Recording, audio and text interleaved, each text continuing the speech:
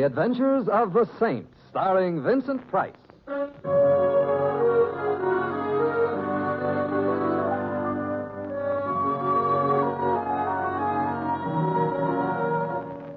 The Saint, based on characters created by Leslie Charteris and known to millions from books, magazines, and motion pictures. The Robin Hood of modern crime now comes transcribed to radio, starring Hollywood's brilliant and talented actor Vincent Price as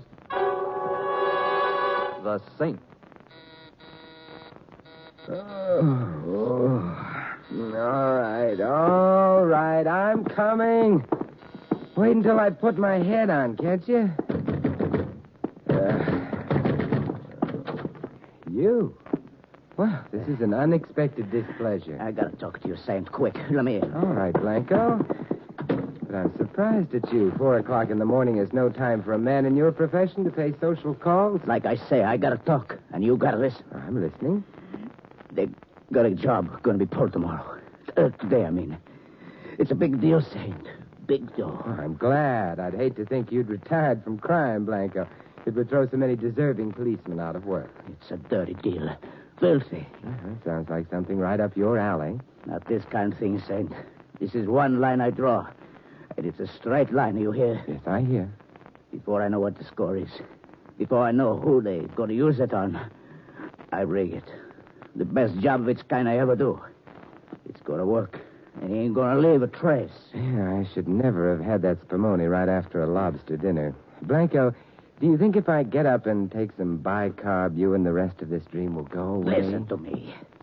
I can't go to the cops. You're the only one. You gotta stop it, Saint. You gotta. I gotta? Yeah, you gotta. And you only got till noon. Blanco, at the rate you're painting this picture, it's going to be at least noon before I know what it's all about. It's about murder. Oh, well, let's get down to personalities. Who is going to be murdered by whom? Why and how? Let's have the name of the potential victim as an appetizer, huh? We'll get down to the main course later. That calls for a kind of complicated answer. It was kind of a complicated question. But do your best. Neatness counts. You remember Frank Kane? Of the Chicago Canes? Of course. Who could ever forget the inventor of the game of encase your friends in a barrel of cement and dump them in the river? You'll remember. Yeah, I also remember that when the federal men were just about to catch up with him in Central America a few years ago, he was discourteous enough to die a natural death. Yeah. Somebody died in Central America 3 years ago. Not Frank Kane? There are places where a buck here and a buck there can get any moniker you want on a death certificate. And Kane had plenty of bucks. And getting the corpse to planting that same moniker is easy. So Frank Kane's still alive? Yeah, he's alive. But that ain't all. He used to... Wait. You hear something? What sort of something? Someone move in the hall. Pour yourself some brandy and try and get your nerves back into waltz time, eh, Blanco? Now, look, what about Frank Kane? You sure you didn't hear something? Where are the lights? Oh, turn off the... Down, get down. Blanco. Talk later. What about me? The girl. Don't let them kill her. Who, Blanco? Who? She on way to party. The car Saint. The car. Don't let it. So...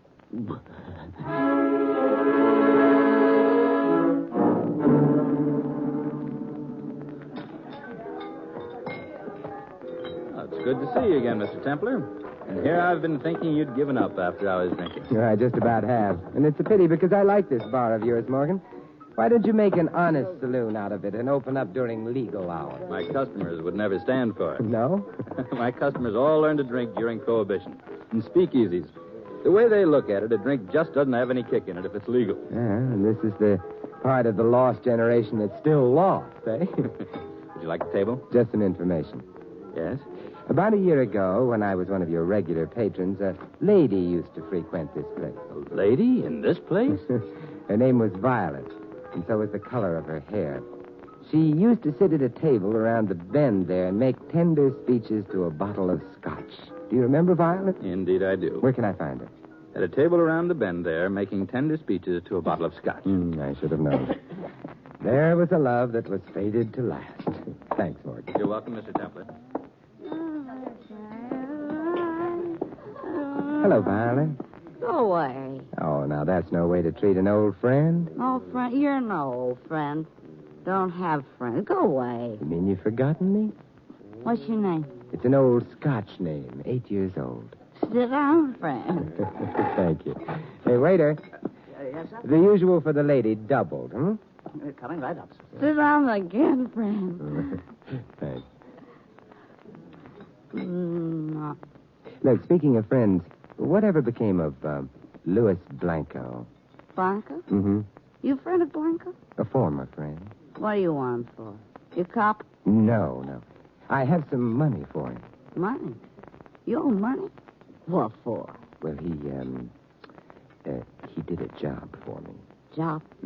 How about? I'd like to pay him before he gets the wrong idea. Where does he hang out? You don't know? What?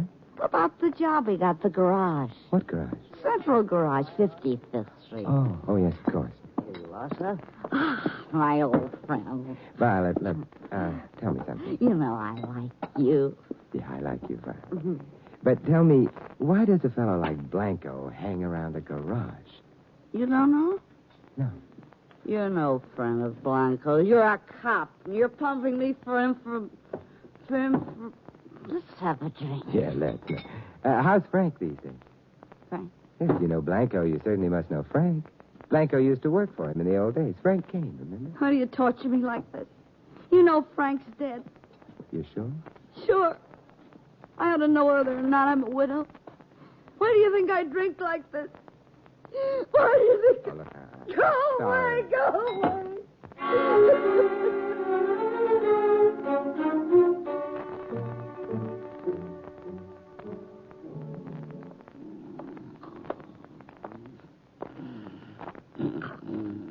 Wake up. Hey, come on, wake up. Huh? Oh, guess I fell asleep. Gets kind of lonesome here in this garage all night. I'm sorry I woke you. That's okay, mister. You bringing a car in? No. Taking one out? I just want to talk. You woke me up just to talk to me? Hey, you said you were lonesome. What do you know about a man named Blanco? Blanco. Customer? I thought perhaps he worked here. Nobody by that name here, mister. You sure? Sure, I'm sure. There's 4 of us working here. Me, Ed Williams, Pulaski, and that new guy, Stevens. We take turns working nights. Tonight was my turn. The new man, Stevens, what does he look like? Look, pal, why don't you give a guy a break? Huh? So he did time once. Is that any reason for you cops to come checking up on him every time you got nothing else to do? What does he look like?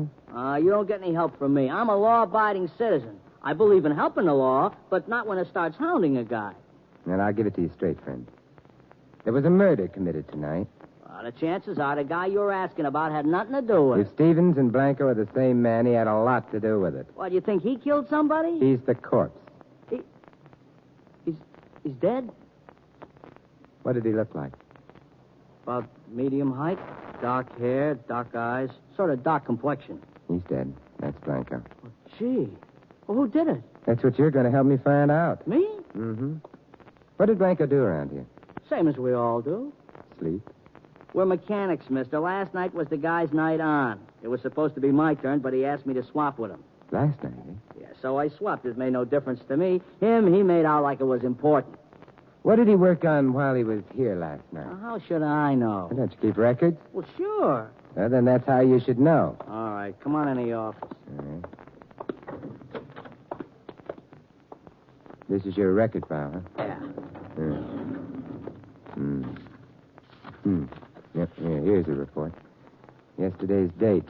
Mechanic, Stevens. Lube job, Andrews. Oh, yeah, that's that Hudson Hornet out there. Belongs to a real classy chick. Here's another report. Engine tune-up. Maddox. Maddox. Oh, yeah, that's a foreign job. The chauffeur-driven bus over there, but, that's funny. Oh, why? Oh, I tuned the engine on that heap only 3 days ago, and I did a good job. Why should they want it done again? Let's go take a look. Maybe we can find out. Yeah.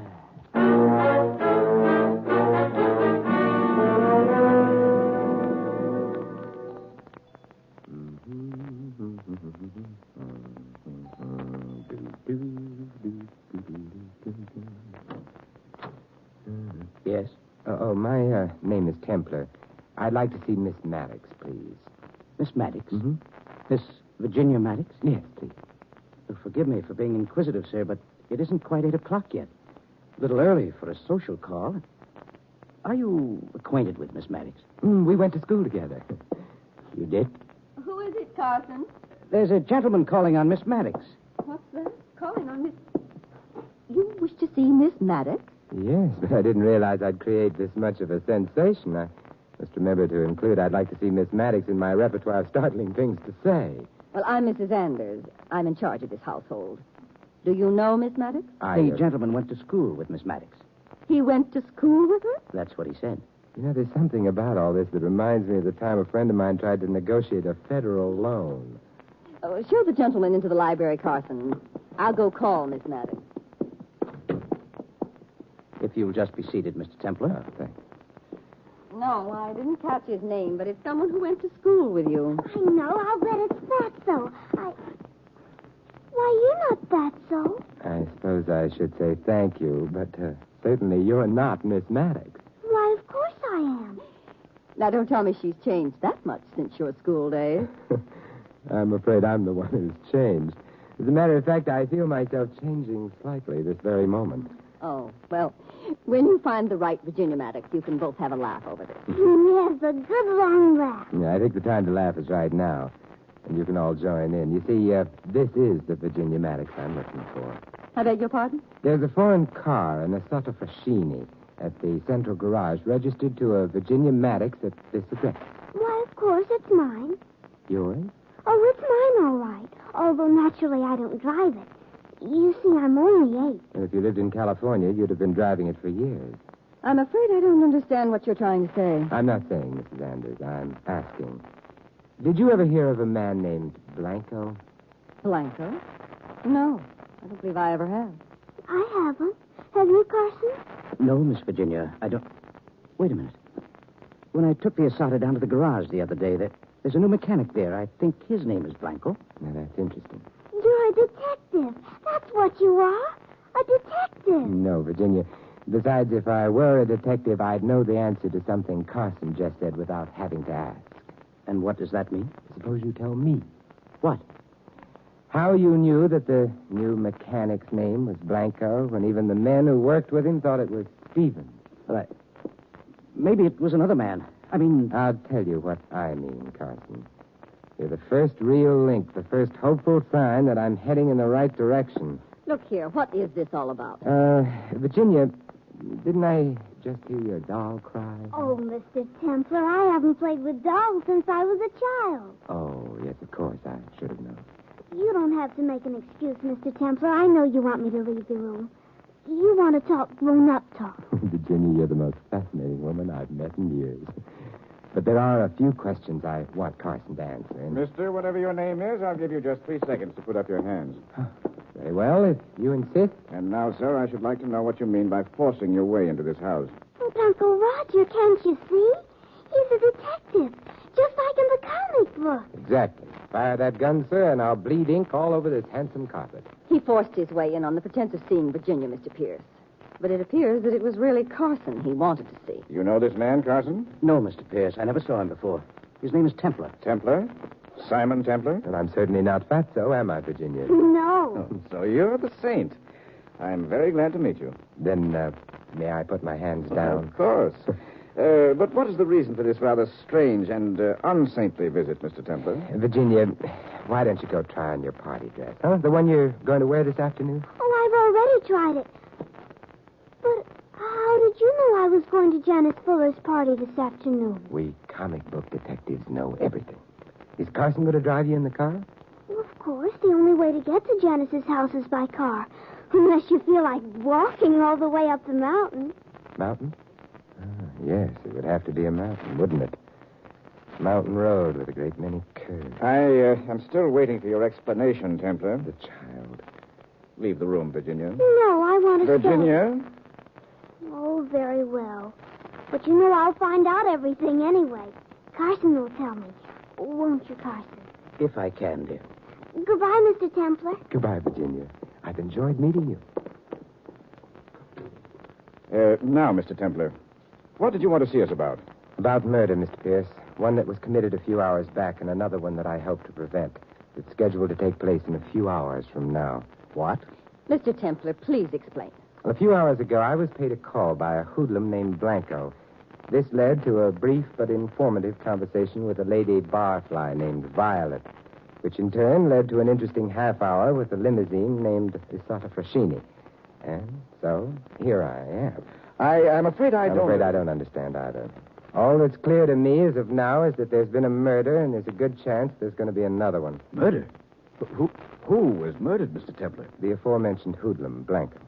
But shed no tears. He'll be missed only by the manufacturers of small arms ammunition who, I'm afraid, are going to notice a rather remarkable drop in their sales.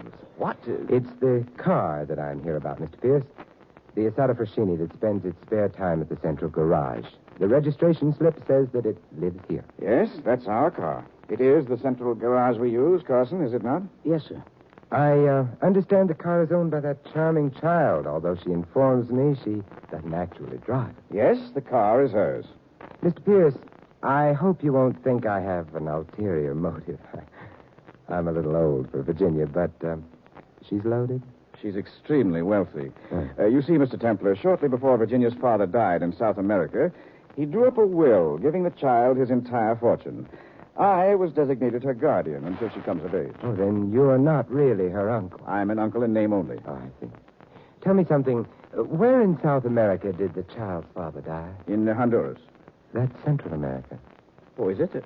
Why, I do believe it is.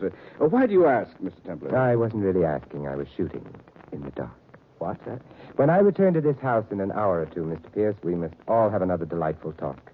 It will be a different kind of talk, perhaps, but nonetheless delightful. But what in heaven's name Later, Mr. Pierce, later. Right now I have a date with a lady with violet hair who thinks I'm a bottle of scotch.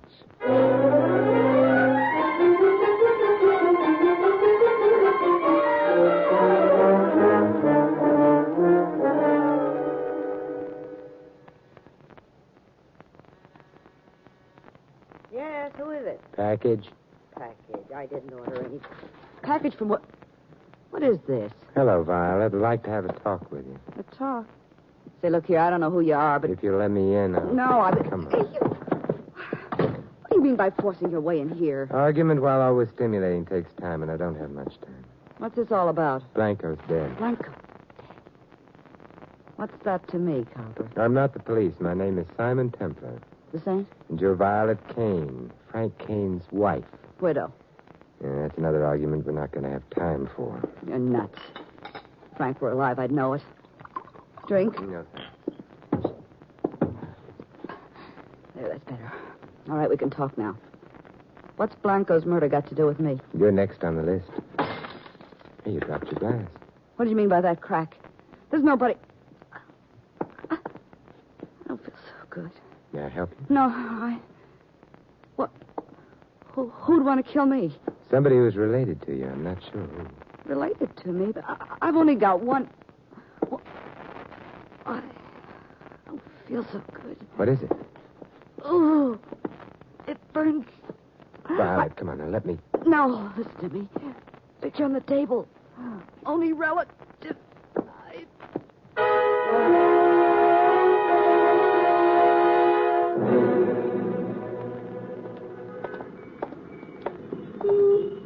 Hello there, Morgan. Oh. Why, it's Mr. Templar. What brings you out in the cream of the day? I'd imagine a man who runs an after-hours saloon would naturally indulge in after-hours sleep. As a matter of fact, I was just about to go home, on my way to pick up my car. Not by any chance at the central garage? Oh, yes. How'd you know? Deduction. That's incredible. Not too incredible. It's easy enough to deduce that a man would keep his car in a garage that he happens to be the owner of. Oh, so you know that, too. There isn't very much you miss, is there, Mr. Templar? Murder has a way of sharpening one's senses. Murder? A man named Blanco. Shall we go into the garage? Right behind you.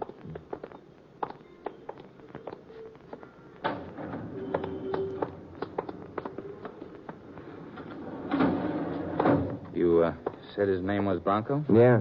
And just now, Violet Kane. Violet dead? But how? Someone evidently thought her whiskey would have a bigger kick with a pinch of poison in the bottle. It did. It's ghastly. Terrible. But who did this thing? You did. Me? I realize it's rather early in the day for a man to be at his best, but don't you think that joke is in bad taste? If it were a joke, it would be. The Asata. Beautiful automobile that child owns, isn't it? Look at those lines. So sleek, so graceful. Get in, Morgan. Get in. It's a perfect morning for a drive. I don't think anyone would mind if we took her out. You see, I'm rather friendly with the owner. She likes me. To her, I'm a character straight out of her favorite comic book. Get in, Morgan. No, thanks. Why not? We'll take her climbing. I'd like to see what she'll do on a mountain road. Road with a couple of hairpin curves. Come on. Some other time, Saint. Won't be another time. Or didn't you see the beautiful job Blanco did on the tie rod? No. Sawed through until it's hanging together by the proverbial hair. One sharp turn, like the turns you'd find on a mountain road, and the steering system collapses. And there's an accident. Yeah. Yeah, Blanco did an excellent job until he learned who the victim was to be. It was too much for even his stomach. Oh, you're dreaming. Why would anybody want to wreck an expensive bus like this? A little girl who was going to a party on top of a mountain this afternoon has too much money, Morgan. If she should happen to fall off that mountain in this car, some happy next of kin would have a very happy fortune. Well, that lets me out, Saint. I'm nobody's next of kin. There was a picture Violet pointed out to me before she died. A snapshot taken at a wedding. And do you know who the bride and groom were? Okay, we've talked long enough, Saint. Frank Kane left a lot of money when he died. I'm too close to it. That's another mistake you made, Morgan. Huh? It's me, Frank Kane. Kane? Say, what are you pulling your Carson, the chauffeur? Carson's only his nom de plastic surgery. It's Kane with a new name and a new face. Yeah, but with the same old trigger eye. Kane, are you... Yeah, but never mind me. Don't let him get away. You took care of that. You're the one who didn't let him get away, Kane. A man loses all inclination to run when there's a bullet in his kneecap. He'll keep until the police come. Good. Saint, Virginia, little girl. See? Look, don't try to talk now. Gotta tell you. See that she... Don't worry, Kane. Your daughter will be safe. I'm going to make sure of that right now.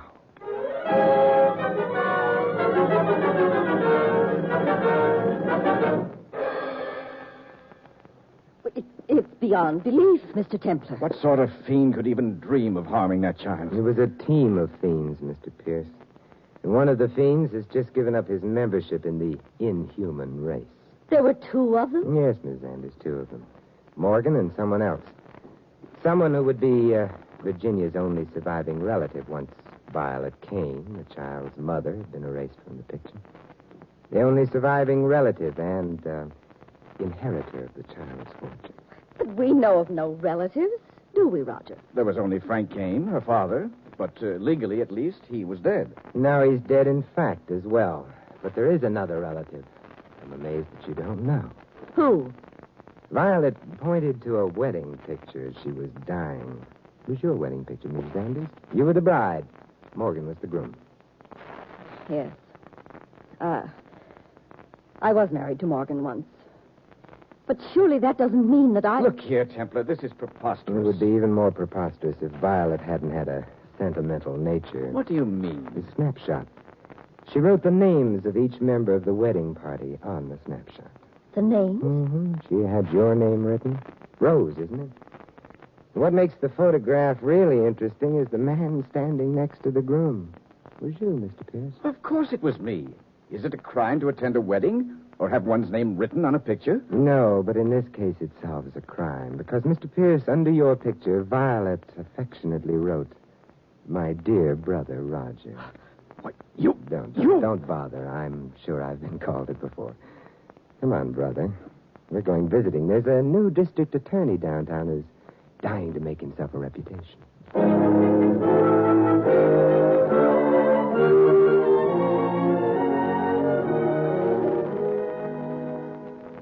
Virginia, I've brought you a present. Oh, Mr. Templar, you shouldn't have.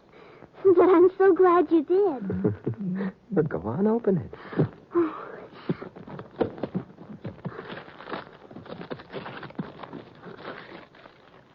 Oh, did tell me once that you hadn't played with dolls since you were a child, but... Mr. Templar, I'll tell you a secret. What, Virginia? I just said that to be sophisticated. Something tells me that a certain young man named Fatso is going to be trimmed right down to your size.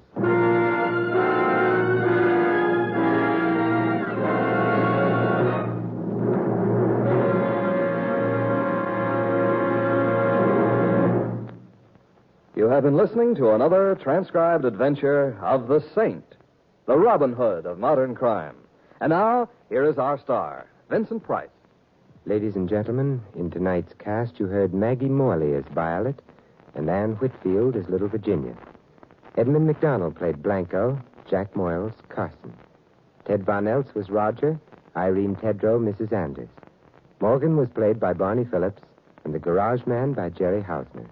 This is Vincent Price inviting you to join us again next week at this same time for another exciting adventure of the Saint. Good night.